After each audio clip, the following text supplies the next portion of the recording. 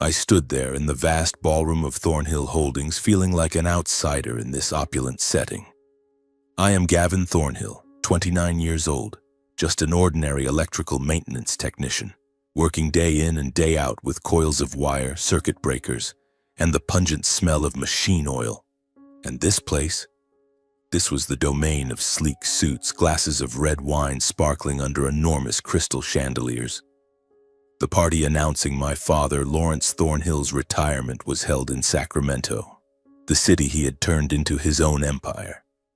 I wore an old suit, one I'd bought on sale 2 years ago, and it itched uncomfortably as if reminding me that I didn't belong here. I scanned the room. The guests, directors from partner companies, a few local politicians, along with high-level executives, were chatting animatedly, their champagne glasses glistening under the lights. Every conversation seemed friendly, but beneath it lay clever calculations. I tried to find a secluded corner, huddling next to the appetizer table with elaborate dishes whose names I didn't know. My heart pounded, not from anticipation, but from a vague fear that this evening wouldn't go smoothly. My father, Lawrence, never missed an opportunity to display his power, and I, the youngest son, was always the tool for him to do so. Soft music from the live orchestra filled the air, the violin's shrill notes seeming to prolong the tension within me. I saw my mother, Martha Thornhill, sitting at the central table, wearing a simple black dress, her head bowed low, avoiding all eyes. She was always like that, silent and resigned, like a ghost in her own home. I wanted to approach her, ask a few questions, but then decided against it. We had never been truly close. She loved my father blindly, and that made her overlook everything else, including me. Then suddenly the microphone crackled, drawing everyone's attention, and my father stepped onto the stage. He was 60 years old, but still robust, his silver hair slicked back, his eyes sharp as knives. Lawrence Thornhill, chairman of Thornhill Holdings, a massive construction and real estate conglomerate in Sacramento. He was a man of immense power, ruthless and ambitious, the type who could crush anyone in his way without batting an eye. I'd seen him fire employees en masse over a minor report error, smiling as they begged and cried. Now he stood there, his voice resonating with confidence, like a king bestowing favors. "Ladies and gentlemen, dear friends and colleagues," he began, his tone deep and authoritative. "Today is a special day. After more than 4 decades building Thornhill Holdings from nothing, I have decided to retire. Let me recount our journey." He spoke, and everyone listened. He talked about the tough early days, how he borrowed, fought, and turned a small workshop into an empire. I stood there, clutching a glass of water, trying to smile politely. But then came the most crucial part, the one I'd dreaded since receiving the invitation. "And now, I will bequeath all shares and assets to those worthy of succeeding me," he declared, his voice echoing through the room. "Scott and Tanya, my son and daughter, who have proven themselves through their work and dedication." My name wasn't mentioned. Not a word. The hall fell suddenly silent, then murmurs erupted like waves. I felt eyes turning toward me, some chuckling softly, covering their mouths as if watching a comedy. Others shaking their heads, looking at me with blatant pity. My heart constricted, as if squeezed by an invisible hand. How could he do this? I was his son, even if just an electrician. I'd tried, worked hard, but to him it meant nothing. Scott, my older brother, the HR director of the company, stood up immediately. He was 35, tall and groomed, flashing the smug smile I despised. "Thank you, Father," he said loudly, clapping to lead the room. Congratulations poured in. People crowded to shake his hand as if he'd just won an election. Scott had always been like that, scheming, knowing how to curry favor, and never treating me as a brother. From childhood, he'd mocked me for tinkering with toy cars instead of learning business, and Tanya, my sister, 32, the communications director, stood beside Father in a fitted red dress, her long hair in curls. She was cold, looking at me with obvious disdain, as if I were a stain on the luxurious carpet. No sympathetic glance, no comforting word. To Tanya, I was always the extra, the unworthy one bearing the Thornhill name. But my father wasn't done. He turned his head, looking straight at me, his eyes flashing the familiar cruelty I'd known since childhood. "As for the youngest son," he said, his voice rising like pronouncing a sentence, "an electrician isn't worthy of inheriting anything. He's just a disgrace to the Thornhill lineage." His words cut into my heart like a knife. The room burst into laughter, echoing mixed with whispers. I bowed my head, my face burning hot, blood rushing to my ears as if about to explode. The feeling of being stripped bare, humiliated in front of the crowd, made me want to vanish. My hand trembled, the glass nearly slipping. How could he say that? In front of everyone? I had no strength to retort, not a word. I just stood there, swallowing hard, tears welling, but I gritted my teeth to hold them back. This wasn't the first time he'd done this, but this time it hurt more than ever.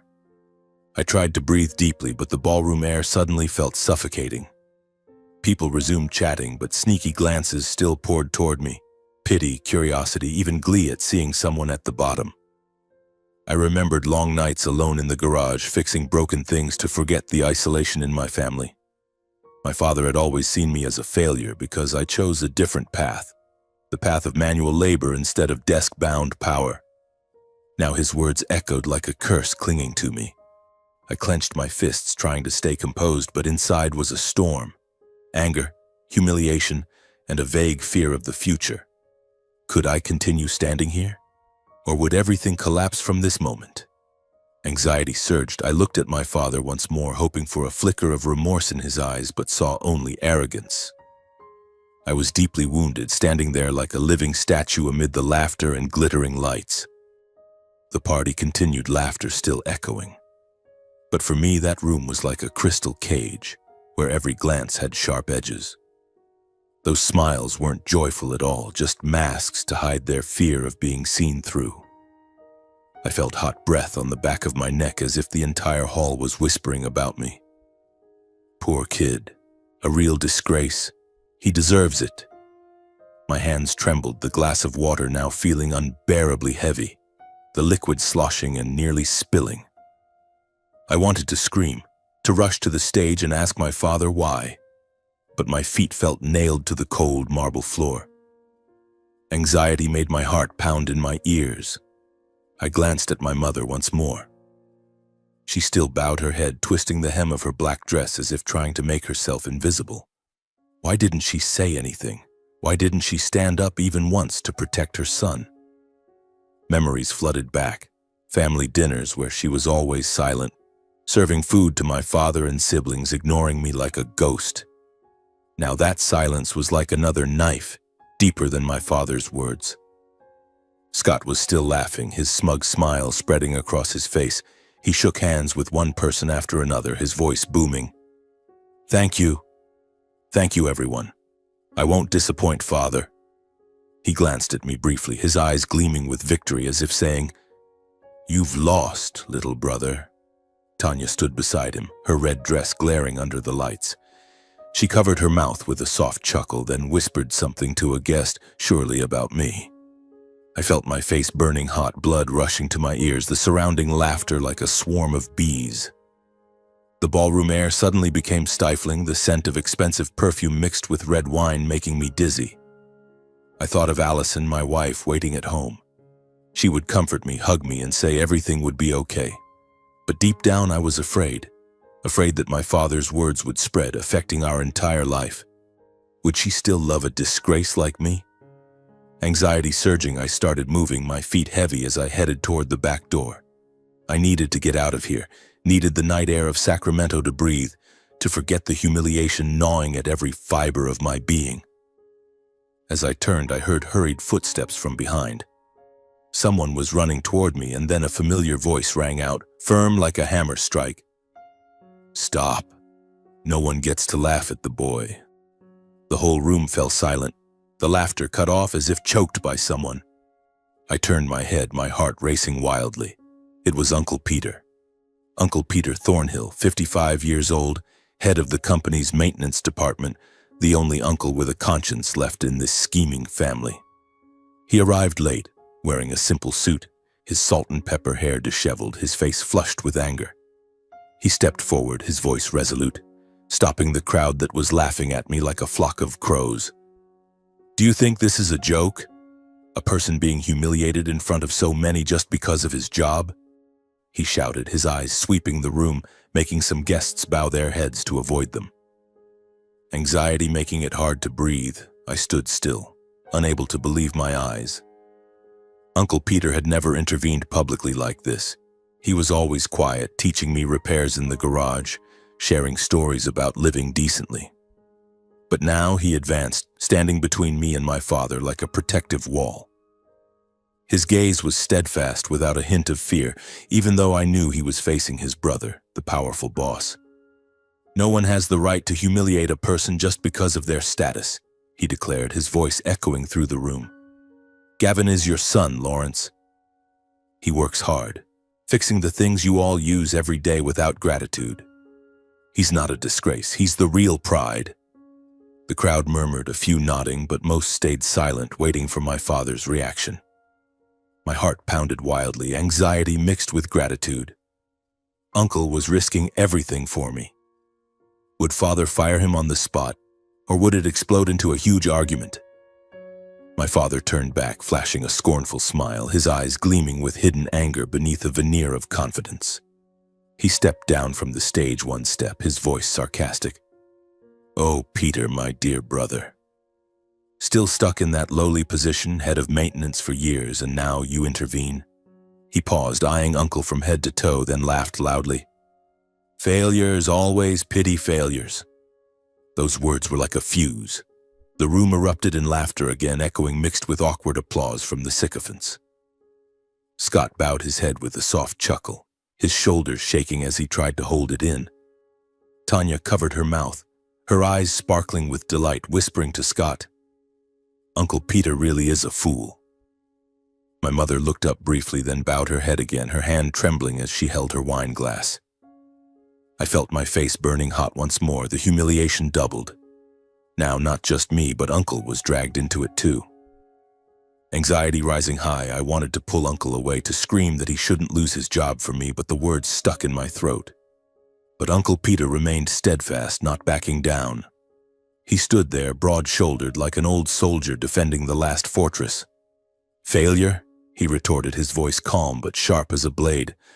"Failure is when you use power to crush your own flesh and blood, Lawrence. Gavin isn't a failure. He's the most decent man here, and you know it."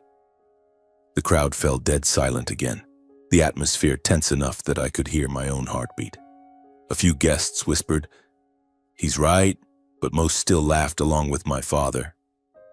Father waved for security, his voice ice-cold. "Take him out." My heart constricted, anxiety making me want to vomit. I feared Uncle would be dragged away like a criminal.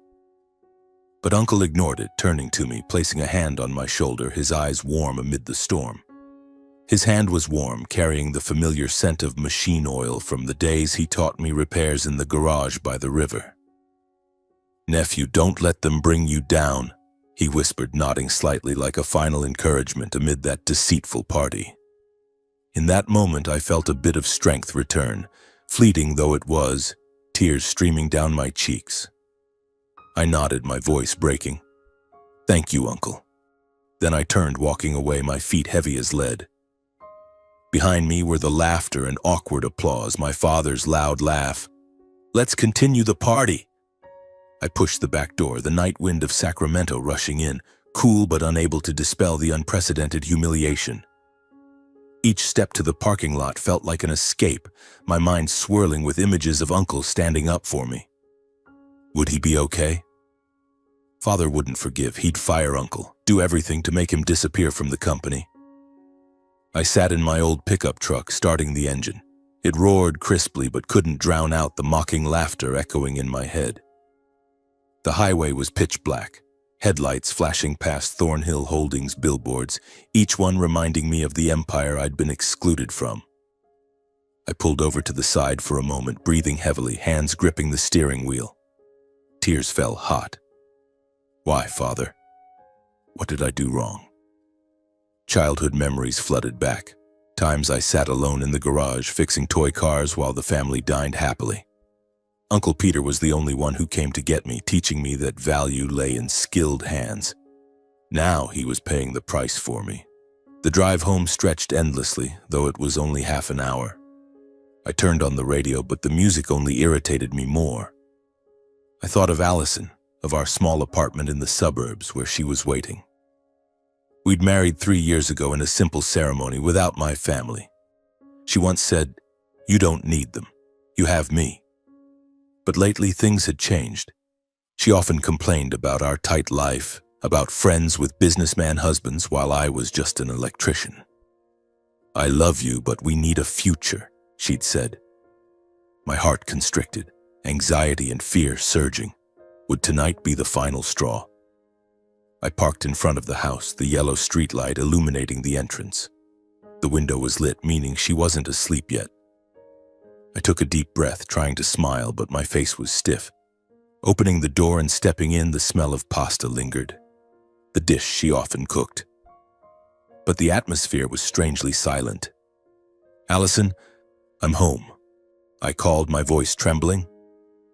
She sat at the dining table, her face expressionless, eyes red and swollen as if she'd cried. Beside her was a paper, the divorce petition already signed, lying haphazardly on the old wooden table. My heart stopped. "What's this?" I asked, stepping forward, anxiety surging like falling into an abyss. Allison stood up, her voice cold and weary. "Gavin, I can't go on anymore. I can't live with someone who has no future, no status." Her words cut like a knife, echoing in the cramped room. I looked at the paper, her signature clear, the blank space for me. Why are you doing this? We can talk about it." I tried to explain, my hand reaching to touch her shoulder. "The party was awful, my father, but I'll be okay. We'll get through it together." But my words only made her angrier. Her eyes flared, tears streaming. "Get through? How many times, Gavin? You always promise, but what's the reality? Your father humiliated you in front of everyone, your family abandoned you, and I'm tired of living in that shadow." She threw her wedding ring onto the table, the metallic clink piercing. "I once loved you for your sincerity, but now I see clearly. You can't change. I need a future, not a disgrace." Tears mixed with blame, she shouted, "You're a failure, like your father said. I don't want to be part of it anymore." The argument escalated, words flying back and forth like a storm. I begged, "Don't go, Allison. I love you. Think about the memories, our wedding day, those beach trips." She shook her head. "Memories don't sustain us, Gavin. I've waited long enough." Anxiety turning to desperation, I tried to hug her, but she pushed me away, pulling a suitcase from the bedroom, packed and ready, as if waiting for this moment. "Goodbye," she said, her voice breaking, stepping out the door without looking back. The door slammed shut, the lock clicking, echoing. The house sank into deadly silence. I slumped at the table, staring at the divorce paper, my trembling hand touching the signature. The world had just collapsed, honor shattered at the party, family turning their backs, love vanishing in one night. I held my head, tears pouring, loneliness enveloping like darkness. Memories with Allison flooded, her smile on our first meeting, nights holding each other to sleep. Now it was just me, alone in the cold house. I collapsed onto the floor, breathing raggedly, my heart aching. That night stretched endlessly, each second like a century. I thought of Uncle Peter, the only one left. Would he call, or had Father fired him? Anxiety and despair intertwined. I closed my eyes, praying dawn would bring hope. But deep down I knew the storm was just beginning. That night I couldn't sleep. Sitting in the pitch-dark house with only the streetlight filtering through the thin window curtains. My heart raced wildly, anxious as if waiting for another nightmare to strike. Childhood memories flooded back like a tide, sweeping everything away, plunging me into old, worn-out pain, but also the only remaining source of light. I saw myself, 8-year-old Gavin, standing in front of the dim garage of the large house in Sacramento. My hands were covered in grease, blackened and sticky as I tried to fix the old toy car that my brother Scott had thrown away, sneering, "It's broken, that piece of trash." Laughter echoed from the living room, warm but distant, as if from another world. My father, Lawrence, sat at the head of the table, his voice booming as he recounted a big contract he'd just signed. My brother Scott, 13 at the time, laughed along. "Dad, you're amazing. I'll follow in your footsteps, become a big director." My sister Tanya, 10 years old, chimed in. "Me too, Dad. I'll manage everything." And me? I was his son, even if I was just an electrician. I was his flesh and blood, though to him it meant nothing. I'd tried, worked hard, but to him it was worthless. The memories surged, anxious as if awaiting a different ending, but no, everything always ended in isolation. During those family dinners, I often sat at the end of the table like an uninvited guest. No one asked about me, my words always drowned in their laughter. Father would talk about the company. "Today I signed a $1 million deal, see how great I am." Scott would cheer, "Dad's a superhero." Tanya would laugh, "Dad's the king." And if I opened my mouth, "Today I learned how to connect wires at school," Father would interrupt, "Wires? Shut up, don't ruin the meal." Mother would only serve food to her husband and the older kids, never once glancing at me or speaking up. "Mom, pass me a piece of chicken," I'd whisper once, my voice trembling with anticipation. She'd glance over but then turn away, serving Scott. "Eat more, son. You'll be tired from studying tomorrow." My heart ached, tears silently falling into my plate. Why was Mom so silent? She loved Dad blindly, but why didn't she love me? That memory made me sit up in the darkness, wiping tears. "Mom, I exist. Why don't you see me?" Once I brought home a certificate of merit, my hands shaking with excitement. "Dad, I got praised for fixing a science model at school." I ran in, holding up the bright red paper. Father glanced at it, then tossed it on the table. "A certificate? Fixing a model? That's not an achievement, Gavin." Scott brought home a math award. Tanya won a speech contest. Those are things to be proud of. You, just go play in the garage. He turned away, smiling at my siblings. "You two are the future of Thornhill." I stood there, the paper falling to the floor, tears streaming. "But I tried, Dad." No one heard. Scott smirked. "A fixing certificate? Throw it away, bro," Tanya added. "Yeah, don't dirty the dinner table." Mom stayed silent, clearing up without looking at me. In that moment, I ran to the garage, crying alone, anxiously waiting for someone to comfort me. And then, the sound of an old pickup truck echoed. Uncle Peter arrived. In times like that, I could only wait for Peter Thornhill, the kind uncle who drove his old pickup to pick me up and take me to his small house by the American River. "Uncle," I'd cheer, running out to hug him. He'd smile, his voice warm. "Nephew, how was today?" "Get in the truck. Let's go home and fix stuff." Back then, he was younger, his hair not yet gray, his hands calloused from labor. He'd teach me how to hold a wrench, connect wires, and most importantly, how to live decently in an unfair world. "Look at this, Gavin," he'd say, holding the wrench. "Tighten it firm, but not too much, or it'll break. Life's the same. Patience, kid." I'd sit beside him, hands greasy, laughing. "Uncle, I fixed it. See?"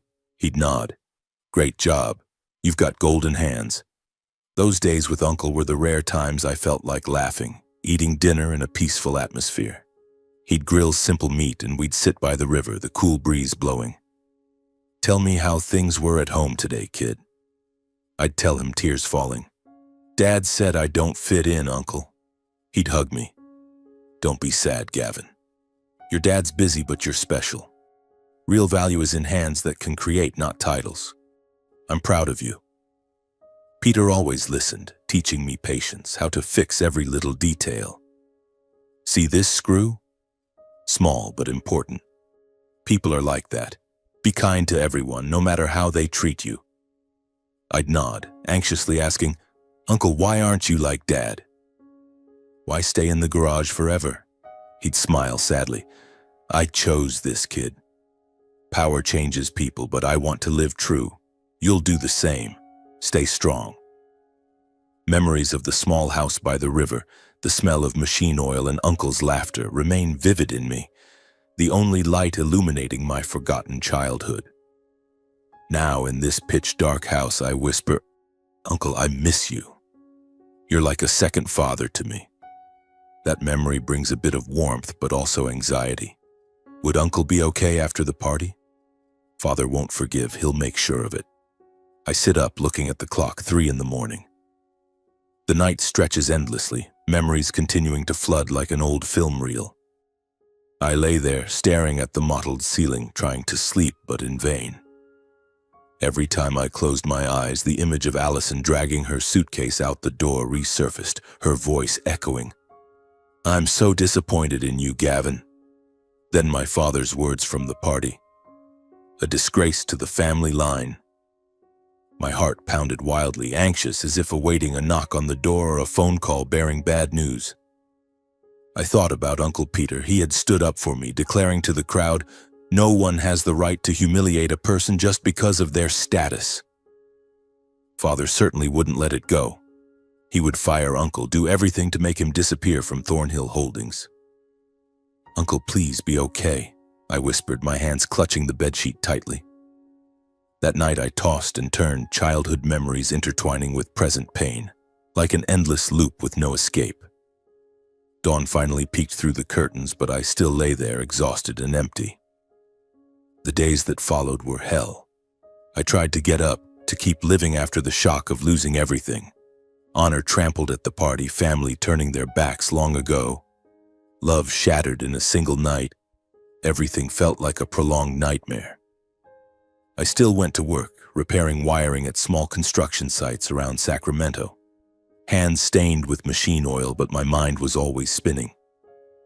"You okay, Gavin?" a coworker asked, voice concerned. I forced a smile. "Yeah, just tired." But I wasn't. Every evening returning home, the empty apartment seemed to swallow me whole, evoking Allison's silhouette. I called her a few times, voice trembling. "Allison, can we talk?" I was wrong. "I'll change." But she only replied coldly, "Don't call anymore, Gavin. I've made up my mind." Then hung up. I sat silently in the darkness, heart constricting, tears falling before I could wipe them. I waited for a miracle, a text, a call, or just a word of forgiveness, but nothing came. Sometimes I imagined confronting my father, shouting, "Why did you do this to me?" But I knew he'd only smirk, like that night at the party. I tried contacting Uncle Peter, texting, "Uncle, are you okay? Did Dad do anything to you?" He replied briefly, "I'm fine, kid. Don't worry. Focus on living." But I knew he was hiding it. His voice over the phone sounded weary, as if under pressure. "Have you been fired yet?" I asked, anxious. He chuckled. "Not yet, but your uncle's brother is furious. Don't overthink it, Gavin." Those calls were the only light, but they also made me worry more. After a long time trying to rise from the shock of losing everything, about 2 months, when winter began in Sacramento with withered leaves covering the streets, I received an urgent call from Uncle Peter. The phone vibrated at midnight, the screen showing his name, making my heart race. "Hello, Uncle," I answered, voice trembling with anxiety. "Gavin, come to my house right now," he said, tone decisive but full of worry. "It's urgent. Don't ask. Just come." I sat up, heart tightening. "Are you okay?" "What's wrong?" He sighed. "You'll know when you get here." "Hurry, nephew." The call ended abruptly, leaving me in the darkness, anxiety surging. Had Dad done something to Uncle? Or was there bad news about the family? I threw on clothes, drove the old pickup through deserted streets, cold wind whipping my face through the cracked window. The road to Uncle's house by the American River stretched endlessly, each mile prolonging the worry. "Uncle, please be okay," I whispered, hands gripping the steering wheel. Party images flashed back. Uncle standing protectively, Dad smirking. I parked in front of the small wooden house, lights blazing despite the late hour. Uncle opened the door immediately, face pale, eyes red as if he hadn't slept. "Come in, kid," he said, voice low. "I have something to show you." As I stepped inside, we sat at the old kitchen table. Uncle poured hot coffee, hands trembling. "Nephew, I've been renovating your grandfather's old wooden house, Harold Thornhill's," he recounted, voice slow but emotional. "It's been abandoned for years on the outskirts of Sacramento. I thought I'd fix it up to live in, but by chance, I found an ancient wooden chest hidden carefully under the floor." My heart pounded hard, anxiety rising. "What chest, Uncle?" "Why hidden under the floor?" He took a deep breath. "I was removing the rotten floorboards when I found a secret compartment. The chest was old, lock rusted. I had to use a small crowbar to open it. Inside," he paused, retrieving a small wooden box from the cabinet and opening it. Inside was a yellowed handwritten letter, along with a sealed stack of documents bearing Grandfather Harold's faded signature and seal. I picked them up, hands shaking. This is Grandfather's?" Uncle nodded. "Exactly. His signature. I recognized it immediately. But brace yourself before reading." Before reading the letter, memories of Grandfather flooded back. The image of the kind man who always smelled of machine oil, who took me around the factory when I was little. I remembered clearly at 6 years old Grandfather hugging me. "Gavin, grandson, come with me to see the factory." We walked around. He pointed at machines. "This company only survives when people are honest, kid. Don't be like your father, too ambitious." He smiled, calloused hand ruffling my hair. "You take after me, liking to tinker and fix. These hands will make something great." I laughed along. "Grandpa, teach me to fix." He taught me simple screw turning, voice warm. "Patience, grandson. Honesty is the key." That memory was warm, but now it brought tears. "Grandpa, why did you leave so soon?" "He died 14 years ago, suddenly from a heart attack, leaving the will to Dad for the entire company. Or at least that's what everyone thought."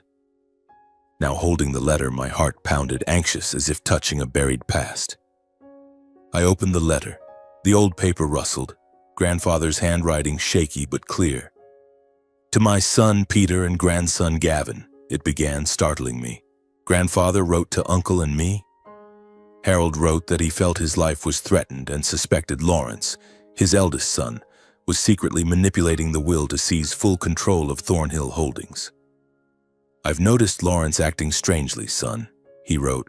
"He visits more often, asks about the will, brings strange medicine. I suspect he wants all the assets. If I die suddenly, don't trust the announced will, it might be fake. If one day the truth is distorted, find my old secretary Margaret Ellis. She holds the authentic documents and knows the whole story. Margaret is loyal. She has copies. Find her. Bring the truth to light. Love you both, Harold." I read to the last line, heart pounding, a mix of shock and rage. Grandfather's words echoed back from the past. "Grandpa," I whispered, tears falling. Dad manipulated the will? You were threatened?" Anxiety making it hard to breathe, I looked at Uncle. "Uncle, is this real?" "Dad, Uncle Peter nodded, eyes red. "I've done a preliminary check. The signature and seal match exactly what I remember of him. But we need more evidence to confirm, perhaps an expert appraisal." We sat in silence, the small house's atmosphere heavy, only the sound of the American River flowing gently outside. Uncle and nephew looked at each other, in our eyes pain and determination. "Uncle, what do we do?" I asked, voice trembling. He patted my shoulder. "We have to find Margaret Ellis, kid. We've just touched a secret buried for 14 years. The journey to seek justice for Harold Thornhill officially begins. But be careful. Your uncle's brother won't let it slide if he finds out." My heart pounded wildly as if it were about to leap out of my chest. Grandfather's letter lay on the table, the yellowed paper like a whisper from the grave, leaving me stunned to the point where my hands and feet turned ice cold. "Grandfather, you suspected my father of manipulating the will? Even threatening your life?" I whispered, my voice breaking with a mix of rage and fear. Uncle Peter nodded slowly, his face creased with pain. "Grandfather wrote it clearly. Lawrence, my brother, has always been ambitious. From a young age, he was jealous because grandfather loved me more since I was like him, preferring manual labor over desk work. Now we have to prove it. But don't rush, son. We need a plan. We sat until dawn, the coffee growing cold on the table, discussing every step. First, find Margaret's address, Uncle said. She was grandfather's secretary for 30 years. She knows everything. I still have his old address book. I nodded, anxiety surging. If she confirms it, we'll have evidence. But if Dad finds out, what will he do, Uncle? Uncle smiled sadly. Lawrence will crush us like he always does. But this time we have grandfather on our side. His words gave me a bit of strength, but deep down I was afraid of facing the truth that my father could be a manipulator, or even worse. The next day we tracked down the old address of Secretary Margaret Ellis, who had worked for grandfather for many years. Uncle found it in grandfather's old notebook, a worn leather book full of handwritten notes. She's in Modesto, the suburbs, Uncle said.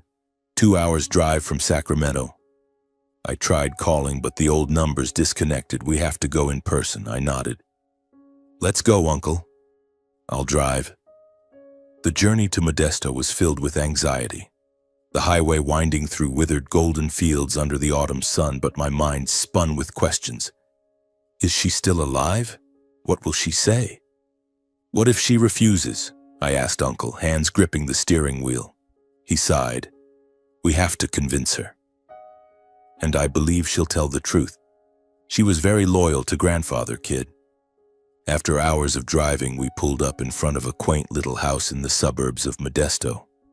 We got out of the truck, my heart pounding like a drum. Uncle, what if she doesn't open the door? I whispered. Uncle knocked. Margaret, it's Peter Thornhill. Slow footsteps sounded, then the door opened a crack. Margaret, now over 70, with snow-white hair and a frail body due to poor health, but her eyes still sharp and alert. Peter? Oh my goodness, you're still well, she said emotionally, voice trembling, opening the door wide. And, Gavin? You've grown so much? She hugged me, tears streaming. You look just like your grandfather, the hair, the calloused hands. We entered the house, the atmosphere cozy with the faint smell of baked goods. She sat on the old sofa, hands trembling as she held her teacup. Why have you two come here? After all these years.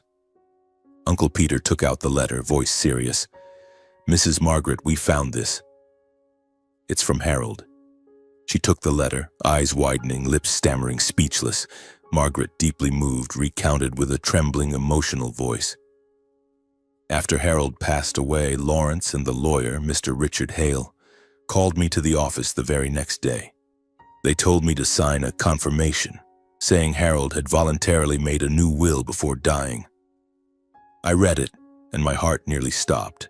It was clearly a forged document, prepared in advance to legalize the fake will. Harold never changed his will. He was adamant about leaving it to Peter and grandson Gavin. She paused, wiping tears. I knew everything because I typed the real will. But they threatened me. Loss of job, loss of reputation, even threats to my life if I didn't sign. I was scared, so I signed in silence. May God forgive my sin. She spoke while clasping her hands in prayer. My heart ached, anxiety rising. Ma'am, why did they do that? What was the real will like? She looked at me, voice moved. The real will Harold signed left all shares to Peter because he believed Peter would uphold the company's values of honesty. And for you, Gavin, he included a clause for inheritance of a scholarship and a portion of assets upon adulthood. He said you were like him, destined to achieve great things through honesty and perseverance. I clenched my fists, rage mixed with shock. So my father, he destroyed the original? She nodded, voice trembling. Yes. Lawrence and Richard destroyed the original right after the funeral, then replaced it with the fake will stating all assets transferred to Lawrence to maintain the company. They forced me to confirm, and I was cowardly. For 14 years I've been tormented but afraid of Lawrence. He's too powerful. Uncle Peter asked, "Do you still have a copy?" Margaret admitted she once kept a notarized copy in her personal safe, but years ago her house was burglarized and that document was lost. "I suspect it wasn't an ordinary theft," she whispered. "Perhaps Lawrence knew and hired someone, but now I have nothing, just my account." Though she no longer had the copy, her account matched perfectly with the contents of Harold's letter, giving us grounds to expand the investigation.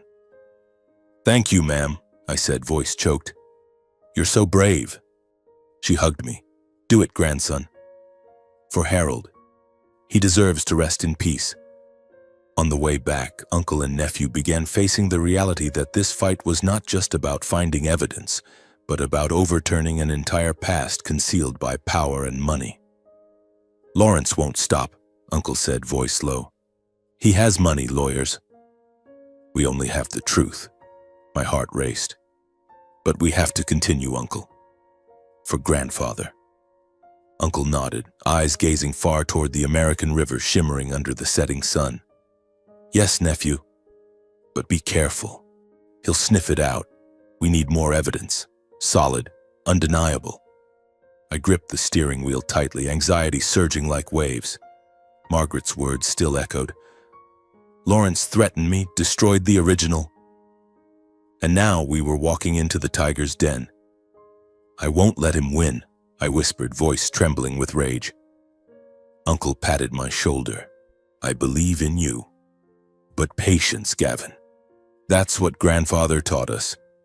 The following days were a nightmare of anxiety. We returned to Sacramento, trying to live normally. I went to work fixing wiring. Uncle still showed up at the maintenance shop. But our minds were always stretched taut like a wire. Every morning I checked the truck before driving, afraid of anything unusual. Too paranoid? I laughed at myself, but then remembered Uncle's words. Better safe than sorry. We met secretly at his house, analyzing Margaret's account, listing next steps. "Authenticate the letter's signature," Uncle said, "and the will announced in court." I nodded. "I'll file the request." But deep down, fear crept in. What if Dad found out? He had eyes and ears everywhere in Thornhill Holdings. A few days later, everything exploded.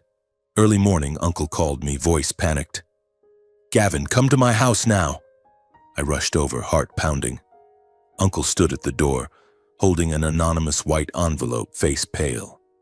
"This slipped under the door at midnight," he whispered, handing it to me. Inside was a typed note. "Stop now before it's too late." All caps, no signature, but enough to freeze my blood. Who sent it?" I asked, voice shaking. Uncle shook his head. "No idea. But clearly Lawrence knows we're digging." Anxiety surged. I looked around. The street was empty, but why did I feel watched? "Uncle, we're in danger," I whispered. Uncle squeezed my hand. "Yes. But don't be afraid. This is proof he's panicking."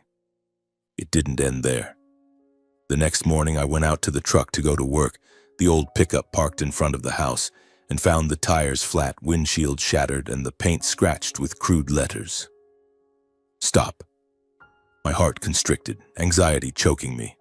Strangers trashed my truck," I called Uncle, voice breaking. He replied over the phone. "Definitely not random." My mailbox today was full of junk messages, anonymous letters. In the middle of bustling Sacramento streets, I felt hunted. Dad did this?" I asked, rage mixed with fear.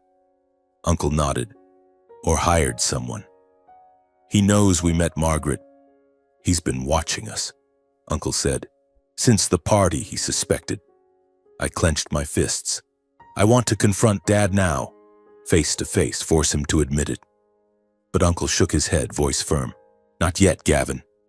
Don't rush. We need solid evidence. Meeting now will only make him more guarded and more dangerous for us." I listened to Uncle, though my blood boiled. "Fine. We'll follow the plan." I filed the request to re-examine Grandfather's will that same week. I went to the Sacramento County Courthouse, hands trembling as I held the petition. Request for digital signature verification technology on the will announced upon Harold Thornhill's death. The court clerk looked at me strangely. "What's your reason?" I swallowed hard, replying, "I suspect the signature on my grandfather's will is forged." The days waiting for the results were mental torture I thought I couldn't survive. I tossed and turned sleeplessly. When I dozed off briefly, grandfather's image appeared as if urging me to stay strong. Finally, the results arrived, a thick envelope from the forensics lab. We opened it at Uncle's house, hands shaking. "The signature is forged," the report stated clearly.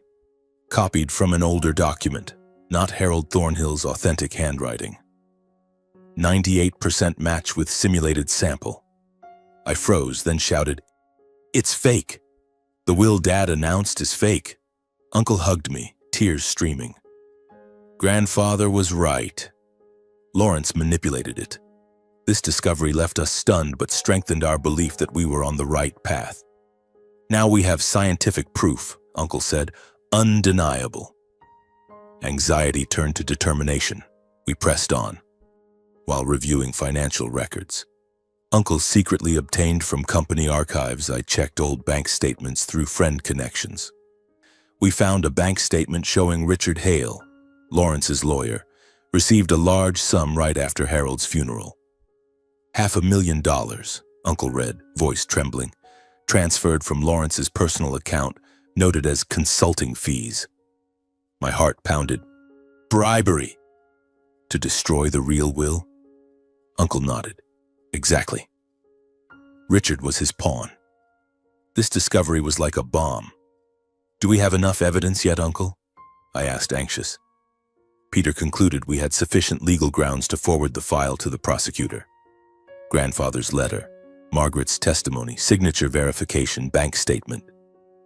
"We can sue," Uncle said, "for will forgery, perhaps more." I told Uncle, "I want to confront Dad one last time. Force him to admit it in front of the family, Scott, Tanya, Mom. I need to hear him say it." Uncle looked at me for a long time, then asked, "Are you sure? It's dangerous." I nodded, voice firm. "I'm sure, Uncle. This isn't just justice, it's to escape that disgrace shadow." Peter understood me and agreed to come along because he knew this wasn't just a confrontation, but the moment that would define who I truly am. "All right, nephew," he said. "I'll go with you. But prepare yourself."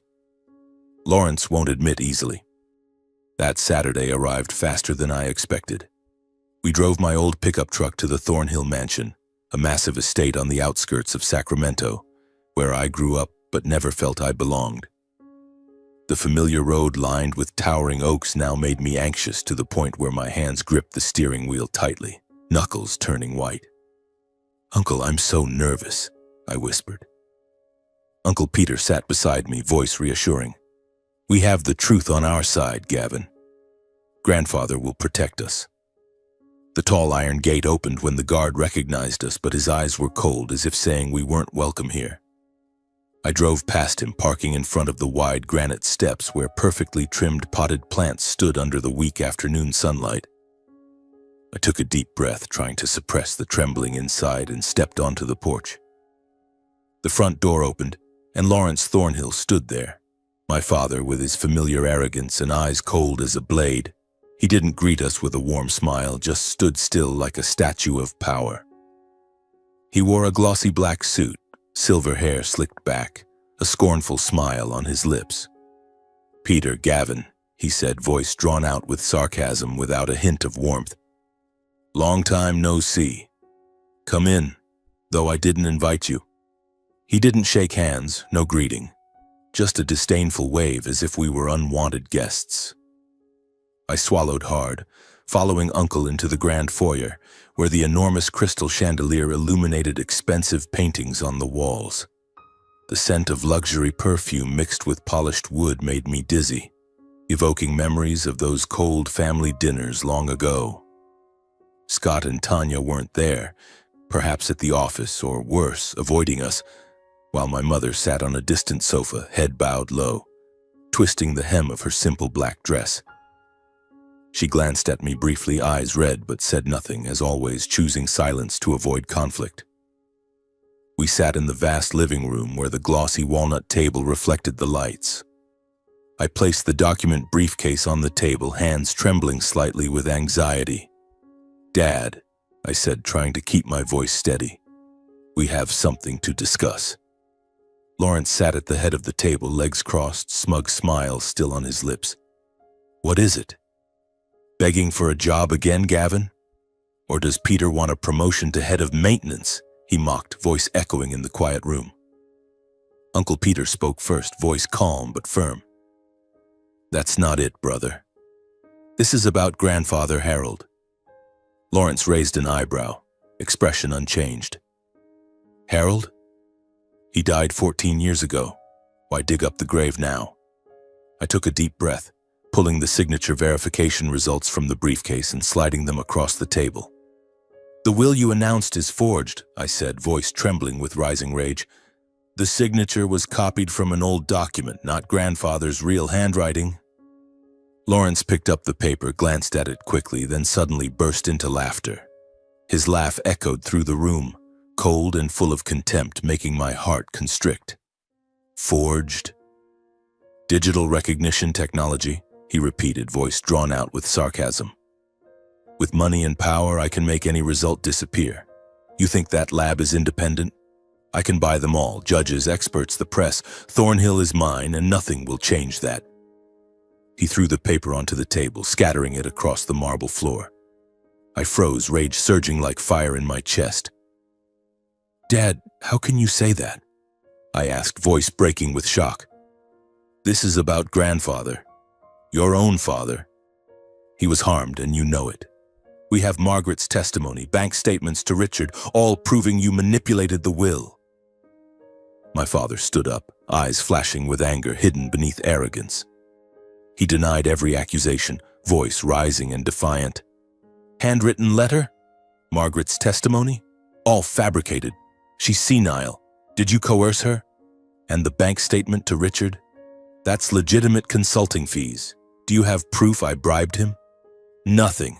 You and Peter are just failures trying to steal my share with cheap slander."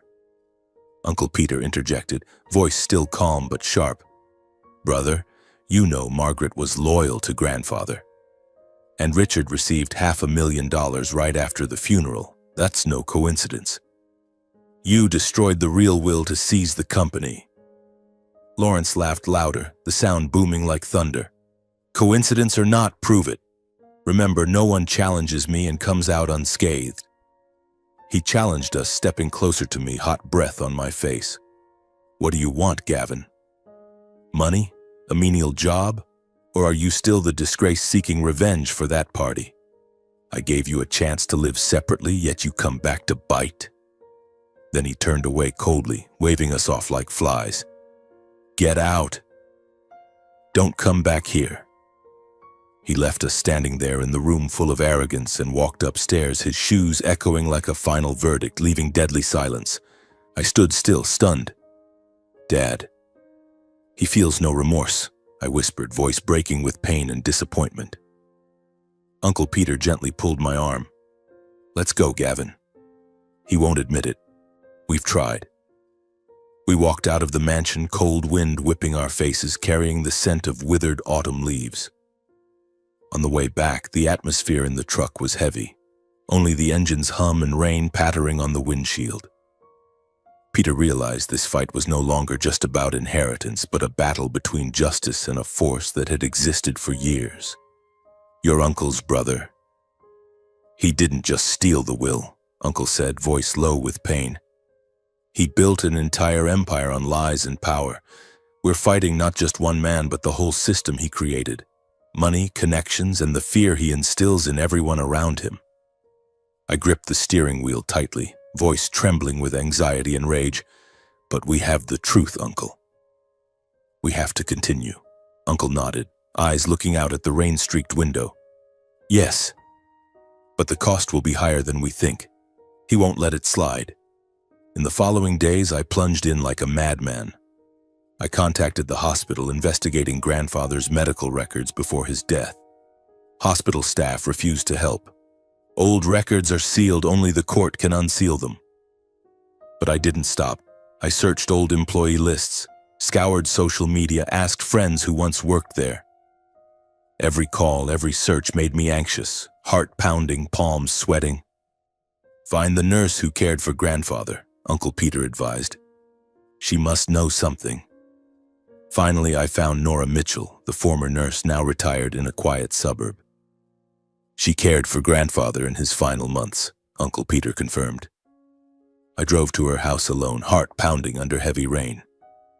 The road was pitch black, headlights illuminating puddles reflecting the fear in my heart.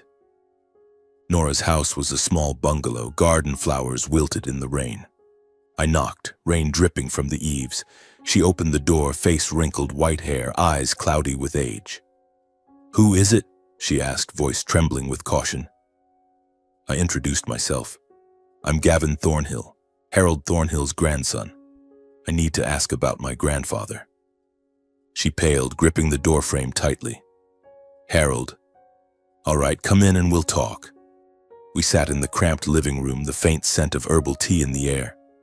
She poured water, hands shaking. "Why are you here?" "Harold died long ago. What do you want from an old woman like me?" I began asking, voice careful. "Do you remember grandfather's final days? He had heart disease, but was there anything unusual?" At first, Nora evaded, voice anxious and dodging. "Records have been sealed for years, kid." "I don't remember anything. Harold had natural heart failure, died normally." She looked out at the rain-streaked window as if afraid someone was watching. I grew anxious, heart pounding harder. "Ma'am, I know you cared for him directly.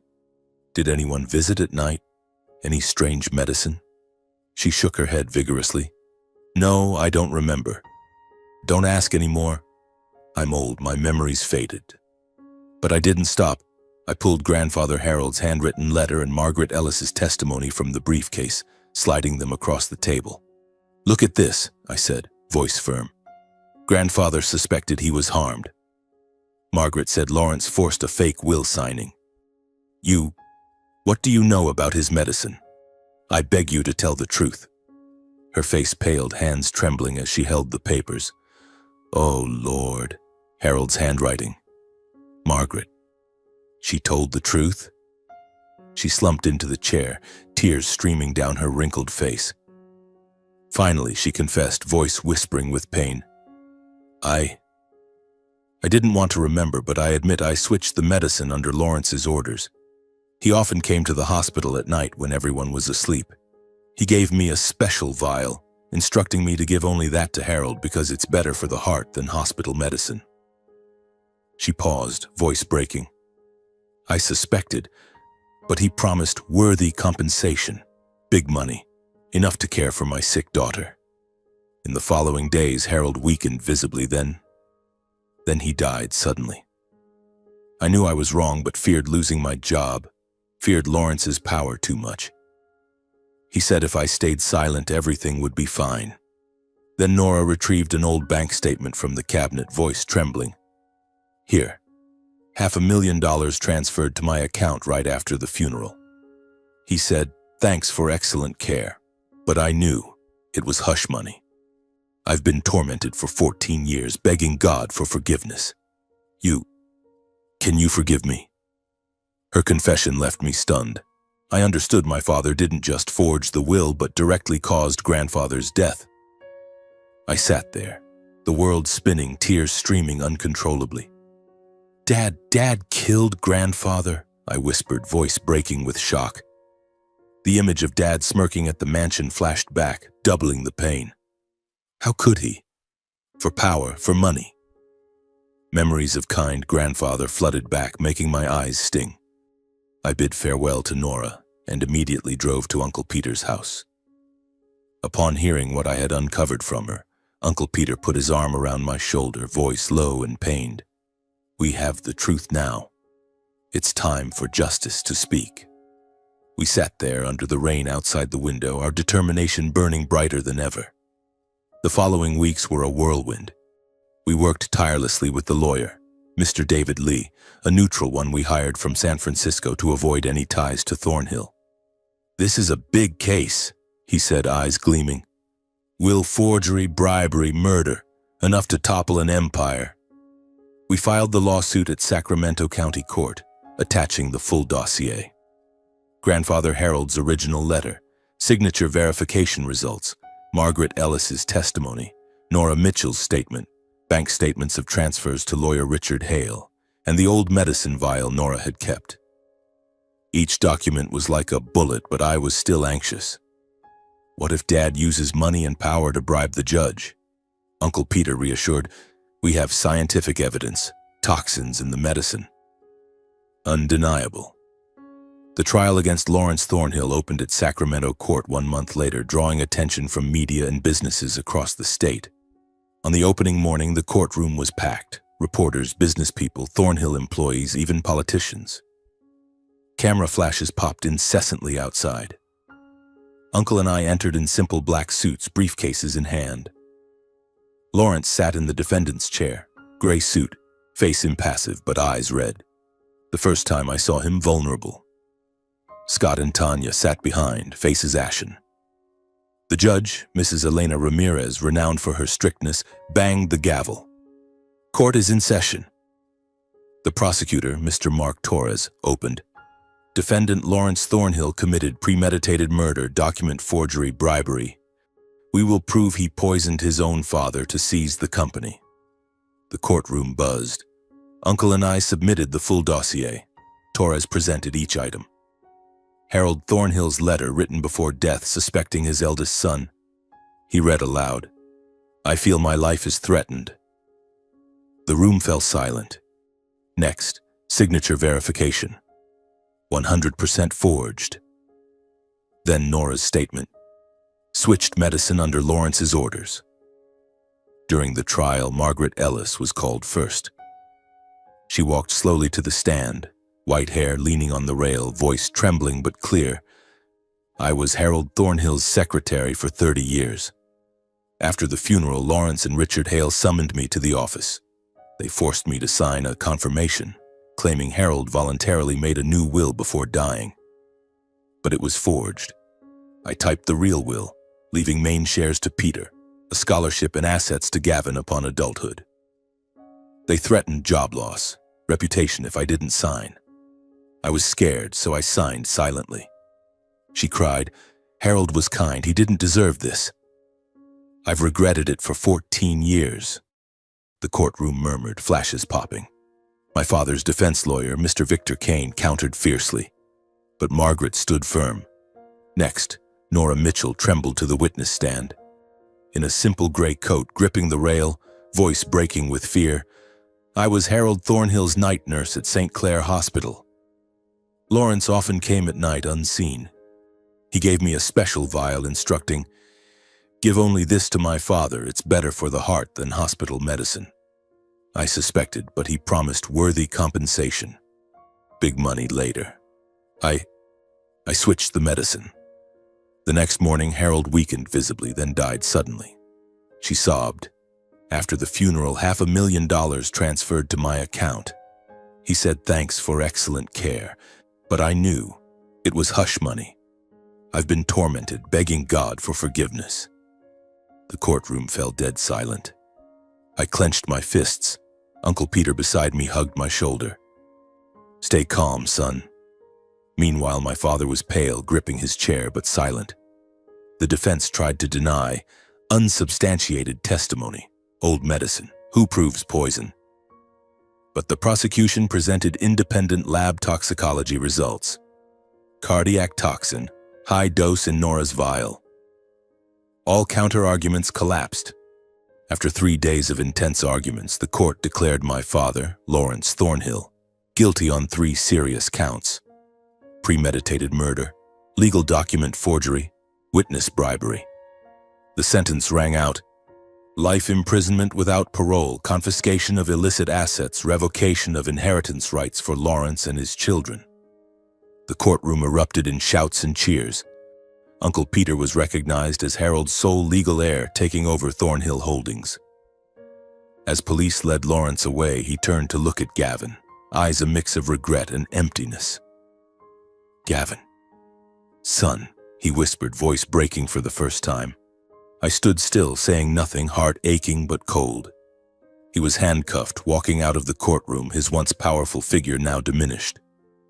Newspapers headlined, "Thornhill Trial, Justice Illuminated After 15 Years." Outside the court, flashes popped endlessly. Reporters swarmed. "Gavin, how do you feel about your father's conviction?" I bowed my head slightly, no answer. I knew grandfather could finally rest in peace. Uncle Peter pulled me to the truck. "Let's go home, son. Our future is just beginning." In the truck, I looked out at bustling Sacramento, tears falling. Grandfather, justice has come. But the cost. My father in life prison, family shattered. Made me realize, justice isn't free, but it brings freedom. After my father was sentenced, Uncle Peter officially became the legal heir and was granted control of Thornhill Holdings by the court. Once the verdict was read, the court immediately froze my father's illicit assets, the mansion, personal stocks, offshore accounts, and transferred control to Uncle. The next morning, Uncle received the chairman's office keys from the court lawyer. "I never wanted this chair," he said to me on the way to headquarters. "But grandfather entrusted it." I nodded. "You'll do better than Dad." Thornhill Holdings, the empire once built on ambition and lies, was now in the hands of a man familiar only with the smell of machine oil and wrenches. In the first week, Uncle began reforms. At an emergency board meeting, he stated firmly, "Anyone who covered up Lawrence's wrongdoing, leave Thornhill today." 12 senior executives, 3 of Dad's confidants, were fired without compensation. "This isn't revenge," Uncle told the entire company. "It's cleansing." Grandfather Harold dreamed of an honest and humane Thornhill. "We'll rebuild from there." Applause thundered. Many were moved. I stood backstage, both proud and anxious. Uncle was truly changing an empire. Peter called me to the company on the 3rd day.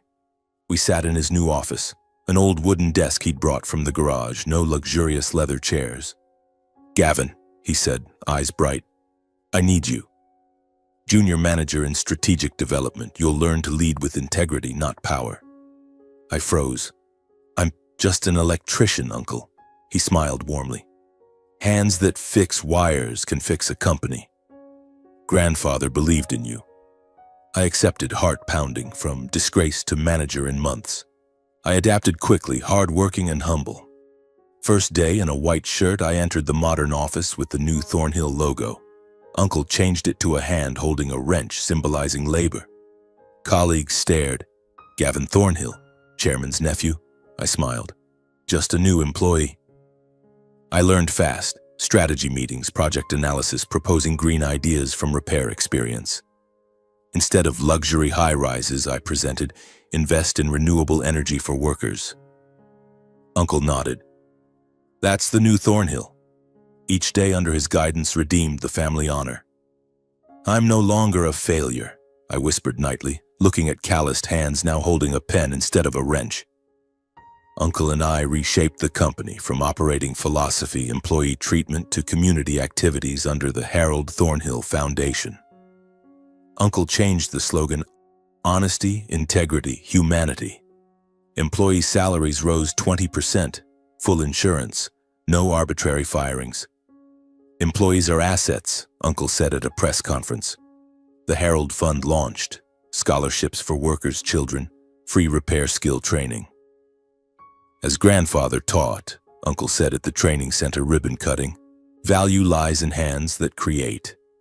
I managed the fund, organizing classes. "Kids, don't fear dirty hands. That's strength." Students cheered. I smiled. First time Thornhill did good.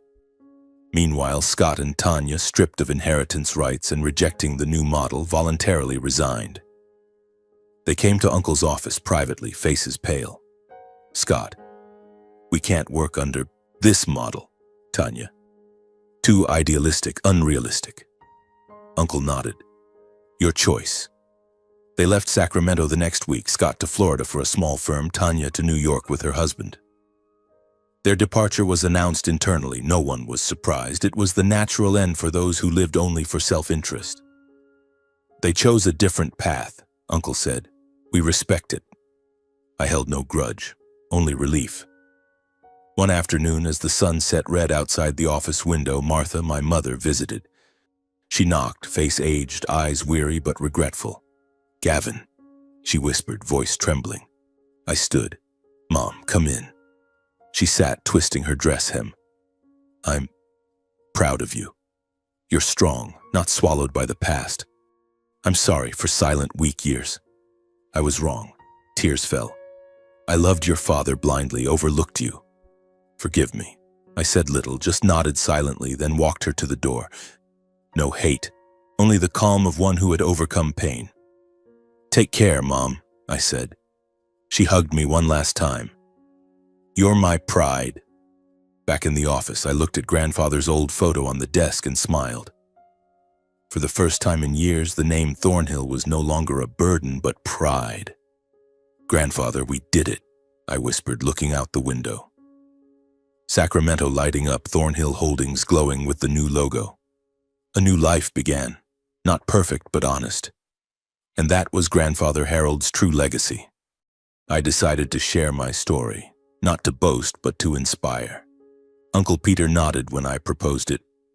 "Go ahead, nephew." Grandfather would be proud. We organized an internal talk in the grand auditorium of Thornhill Holdings, the very place where the humiliating party had once taken place. Hundreds of employees filled the seats, from maintenance technicians to new senior executives. Stage lights illuminated a simple wooden podium, no glittering crystal. I stepped up, heart pounding like my first day on the job. But this time it was the anxiety of hope. "Today," I began, voice slightly trembling but gradually steadying, "I'm not speaking as a manager but as Gavin, the one once called the disgrace of the family." The core message I wanted to convey. Life isn't about where you're born or your starting status, but how you choose to live and rise after failure. A person's true value lies in hands that work honestly, not in titles or inherited wealth. I recounted the humiliating party, my father's voice echoing, "A disgrace to the family line." The entire auditorium fell silent. Some bowed their heads.